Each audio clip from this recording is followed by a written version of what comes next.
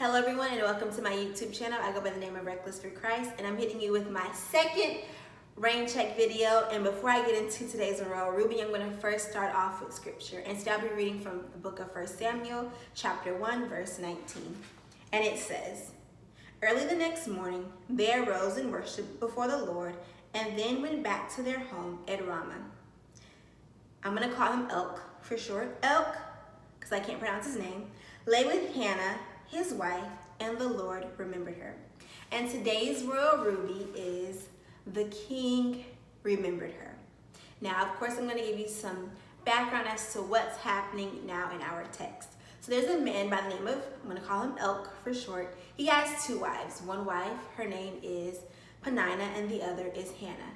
Now, his wife Peninnah was able to bear children, and yet his wife Hannah, it says, scripture says that God closed her womb, so that means she was barren and she could not produce children.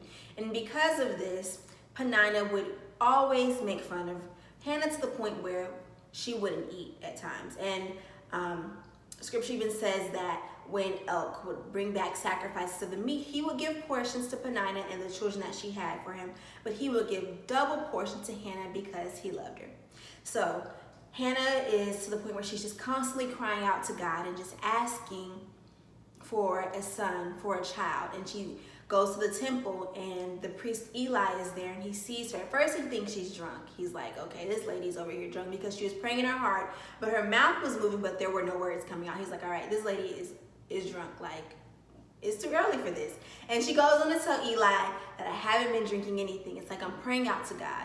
And he tells her, whatever your request is to God, he will fulfill it.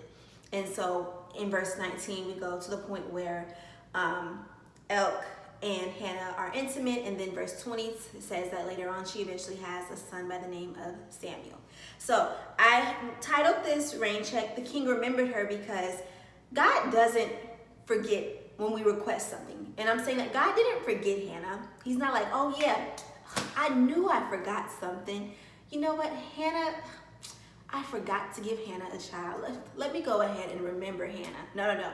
When it says that God remembered her, the Lord remembered her, to me that's saying it was time for Hannah to walk into what God had for her. See, he closed her womb because it wasn't time for Hannah to produce Samuel. See, if she would have had Samuel before he needed to be on the earth, things would have aligned differently with Samuel taking Eli's place. And I'm also reminding you all that God hears our cries. So we have to be patient when it seems like God's forgotten us. It's like God's saying no. See, there's Ecclesiastes 3:1 says there's a time for everything under heaven, which means that there's an appointed time for you to get that job. There's an appointed time for you to go to that school. There's an appointed time for you to get that car. There's an appointed time for you to even be married. It may seem like God has forgotten you, and he will remember you when it's time. See, he hasn't forgotten you. It's just that it's not your time. So I want to remind you that God will remember you at the appointed time, and also when you are ready to receive something. So you may be crying out to God for a spouse, crying out to God for this new house, crying out to God for this car, but it's like, it's not your time. I'm going to remember you when it's time for you to walk in where I want you to be. Just like Hannah, we have to be patient. And in your time of waiting for the king, for God to remember you, don't lose faith. You see, Hannah could have easily stopped praying to God. You see, it's the moment where we're about to give up that God always steps in. So don't lose faith as you wait for God to step in and do exactly what he's promised. And lastly, I want you all to know that no matter what you're expecting or waiting for God to do, know that he will fulfill it. You see, if Hannah didn't believe that God would give her a son, she would have stopped praying.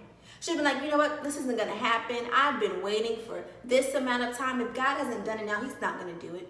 So I need you to not lose faith, because I want you to be like Hannah and wait for the king to remember you. So I don't want you to be like Sarah and go getting a Hagar because you don't believe that God is the man of his word. Be patient and let the king remember you. In his love always, Reckless for Christ.